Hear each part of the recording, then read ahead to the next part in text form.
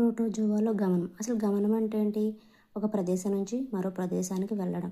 ఇది దేనికోసం వెళ్తుందంటే ఆహారం కోసం, ఆవాసం కోసం, ఇంకా భాగస్వామితో సంగమం కోసం, ఇంకా పరభక్షక జీవుల నుంచి తప్పించుకోవడానికి ఇవి కదలికలు అనేవి చేస్తుందన్నమాట. దాన్నే గమనం అని అంటాం. గమన నిర్మాణాలు అంటే ఒక చోట నుంచి ఇంకో చోటుకి కదలడానికి ఉపయోగపడేవే గమన నిర్మాణాలు అనమాట. మనం ఉదాహరణ చూసినట్లయితే ప్రోటిస్టాకు చెందిన అమీబా పారమీషియంలో మీథ్యాపాదాలు శైలికలతో గమనంతో పాటు ఆహార సేకరణలో కూడా తోడ్పడతాయి అన్నమాట.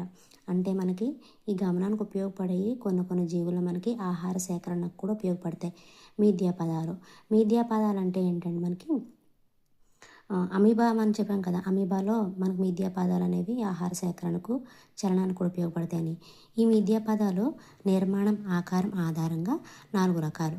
అవి ఏంటంటే లోబోపోడియా, ఫీలోపోడియా, రెటిక్యులోపోడియా, ఎక్సోపోడియా, హీలోపోడియా అనే 4 రకాలుగా విభజించారనమాట. ఎక్సోపోడియా లేదా హీలోపోడియా రెండు ఒకటే. ఎక్సోపోడియా అని పిలవచ్చు, హీలోపోడియా అని పిలవచ్చు అనమాట. సో ఈ 4 రకాలుగా విభజించారు. లోబోపోడియా అంటే ఏంటి? లంబిక ఆకారం ఉండే పాదాలు ఉంటే వాటిని లోబోపోడియాకు చెందుతాయని చెప్తాం. హీలోపోడియా అంటే తంత్రూప మీథ్యాపాదాలు ఉంటే వాటిని హీలోపోడియా జీవులు అని చెప్తాము. రెటిక్యులోపోడియా అంటే జాలాకార మీథ్యాపాదాలు ఉంటే వాటిని రెటిక్యులోపోడియా సంబంధించిన జీవులు అని చెప్తాం. ఎక్సోపోడియా లేదా హీలోపోడియా అంటే సూర్యకిరణ ఆకారం లాంటి మీథ్యాపాదాలు ఉంటే వాటిని ఎక్సోపోడియా లేదా హీలోపోడియా రకానికి చెందినవని చెప్తాం. లోబోపోడియాకి ఎగ్జాంపుల్ ఏంటంటే అమీబా, ఎంటమీబా అని లోబోపోడియా మీథ్యాపాదాలు కలిగిన జీవులకి ఎగ్జాంపుల్గా చెప్పొచ్చు. ఇంకా ఫిలోపోడియాలో యుగ్లైఫా అని ఎగ్జాంపుల్గా చెప్పొచ్చు. రెటిక్యులోపోడియాలో మనం ఎల్ఫీడియం అనే జీవిని ఎగ్జాంపుల్గా చెప్పొచ్చు. ఎక్సోపోడియా లేదా హీలోపోడియాలో మనం ఎక్టినోఫ్రిన్, హీలియోజోవన్ అనే జీవులను వీటికి ఎగ్జాంపుల్గా చెప్పొచ్చు.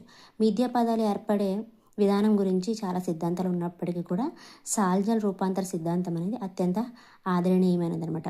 మీథ్యాపదాలు సాల్గా మార్పు చెందడం ద్వారాను విపర్యంగాను ఏర్పడతాయని, మీథ్యాపదాలను ముందుకు నెట్టే సంకోచ స్థానంపై భిన్నాభిప్రాయాలు ఉన్నాయి. అలెన్ ప్రతిపాదించిన పూర్వ సంకోచం లేదా ఫాంటైన్ జోన్ సహేతుకంగా ఉంటుంది. ఆధునిక పరిశోధన ప్రకారం మీథ్యాపాదాలు ఏర్పడడంలో ఏక్టిన్, మయోసిన్ అనే అణువుల పాత్ర కూడా ఉంది.